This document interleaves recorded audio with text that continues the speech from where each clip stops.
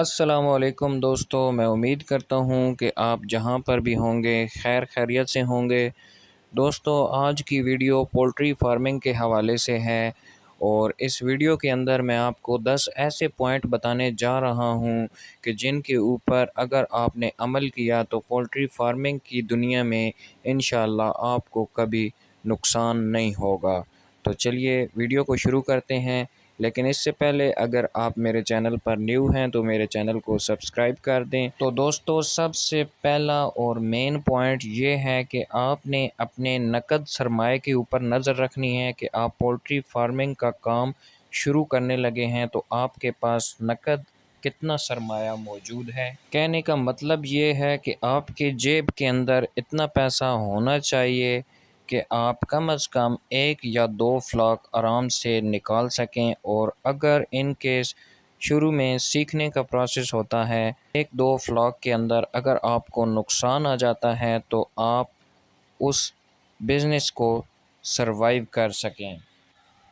Number 2 پہ بات آ جاتی ہے لوکیشن کی، کہ اگر آپ پولٹری کا کاروبار کرنا چاہتے ہیں تو آپ کے پاس لوکیشن ایسی ہونی چاہیے جہاں پر پولٹری کے جو ریٹس ہیں وہ مناسب ہوں۔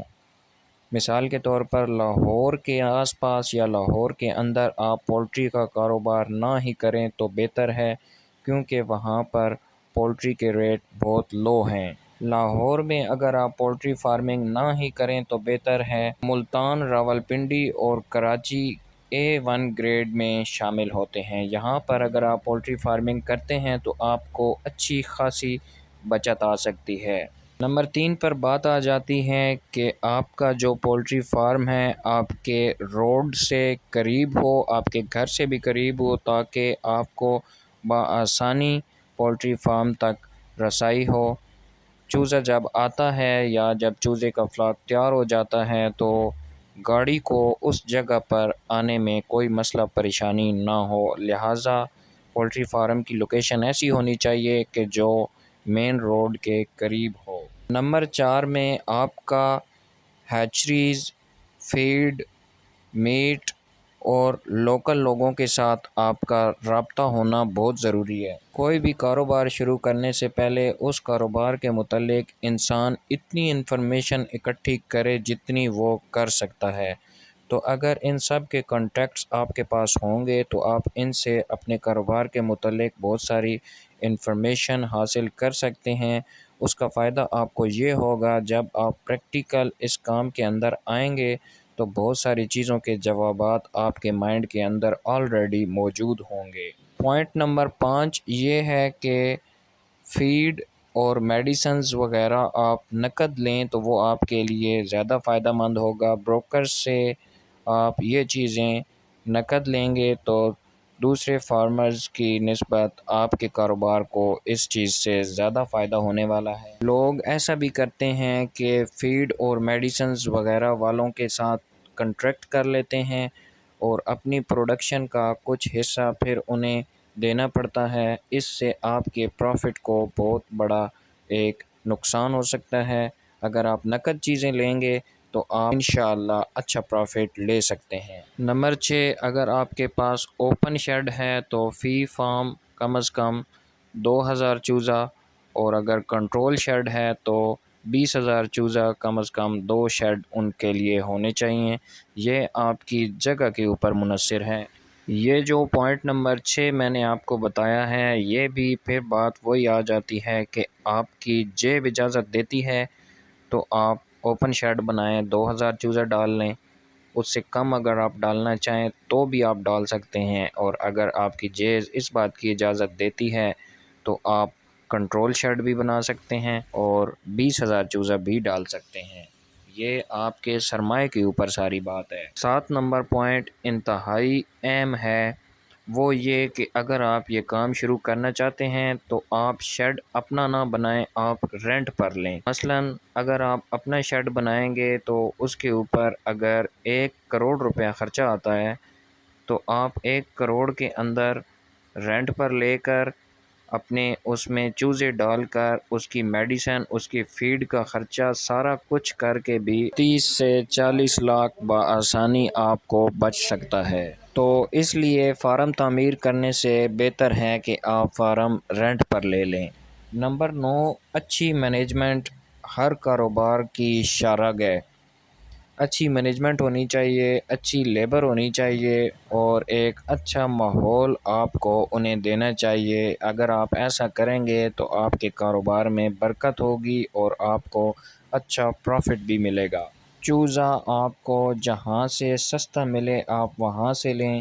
مثلا راولپنڈی کی منڈی تیز ہوتی ہے اور لاہور، ساہیوال، جنگ، فیصل آباد وغیرہ کی منڈی میں آپ کو چوزا سستا مل جائے گا، تو آپ اس جگہ سے چوزا لیں تو آپ کو زیادہ فائدہ ہوگا۔ بروکرز کی چھوٹے فارمرز کے اوپر نظر کم پڑتی ہے، تو لہٰذا آپ کی کوشش ہونی چاہیے کہ آپ چھوٹی ہیچریز سے رابطے میں رہیں اور اپنا مال ان سے خریدیں۔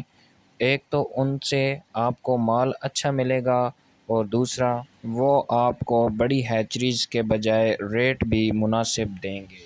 اپنے فارم میں بہتر یہ ہے کہ آپ خود بھی کام کریں، ایک تو یہ سنت بھی ہے اور دوسرا اس سے آپ کو کاروبار سمجھنے میں زیادہ فائدہ ہوگا۔ آپ چیزوں کو زیادہ باریکی سے اور قریب سے سمجھیں گے، اور دوسرا آپ نے اگر لیبر رکھنی ہے تو وہ ایسی ہونی چاہیے کہ جس نے آلریڈی کام کیا ہوا ہو اور ایکسپیرینس بندہ ہو۔ اور یہ بات اپنے مائنڈ میں بٹھا لیں کہ کامیابی کا کوئی بھی شارٹ کٹ نہیں ہوتا۔ کامیابی حاصل کرنے کے لیے آپ کو محنت کرنی پڑتی ہے، محنت کے بغیر آپ کبھی کامیاب نہیں ہو سکتے۔ اس کے علاوہ انسان کی قسمت بھی ہوتی ہے، لیکن اللہ پاک خود فرماتا ہے کہ اگر انسان محنت کر کے اپنی روزی کی تلاش میں نکل پڑے تو اللہ پاک اس کے راستے میں خود بخود وسیلے بناتا جاتا ہے۔ یہ برائلر مرغی تقریباً 40-45 دنوں میں تیار ہوتی ہے۔ آج کل تو تقریباً 35 سے 40 دنوں کے اندر یہ تیار ہو جاتی ہے، کیونکہ اس کی فیڈ اس قسم کی ہے، اور یہ اپنا 40 دنوں کے اندر 2 کلو ویٹ گین کرتی ہے میکسیمم، اور منیمم 1.5 کلو یا 1 کلو اس کا ویٹ ہوتا ہے 40 دنوں میں۔ اور 40 دنوں کے اندر یہ فیڈ کتنی کھاتی ہے؟ جی، یہ 40 دنوں کے اندر تقریباً 3-3.5 کلو فیڈ کھا جاتی ہے۔ اور پولٹری فارمنگ کے دوران بہت قسم کی بیماریاں جو ہوتی ہیں وہ بھی چوزوں پر اٹیک کرتی ہیں، لیکن اس کی جو ڈیتھ ریشو ہے وہ یہ ہے کہ 100 میں سے تقریباً 5 چوزے، 5 مرغیاں آپ کی مر سکتی ہیں، لیکن وہ بھی اگر آپ ان کی اچھی طریقے سے کیئر کریں گے، گرمی سردی کا خیال رکھیں گے، فیڈ ٹائم پر دیں گے، تو آپ اس ریشو کو بھی 5 سے کم کر سکتے ہیں۔ تو میں امید کرتا ہوں کہ اس ویڈیو میں آپ کو بہت سی انفارمیشن ملی ہوگی۔ اگر آپ کو ویڈیو اچھی لگے تو دوستوں کے ساتھ شیئر کر سکتے ہیں، اور ہاں، ویڈیو کو لائک کر دیں، اور اگر آپ چینل پر نئے ہیں تو یہ چھوٹا سا کام بھی کر دیں کہ چینل کو سبسکرائب کرتے جائیں۔ تو نیکسٹ ویڈیو کے لیے اپنا خیال رکھیں۔ اللہ حافظ۔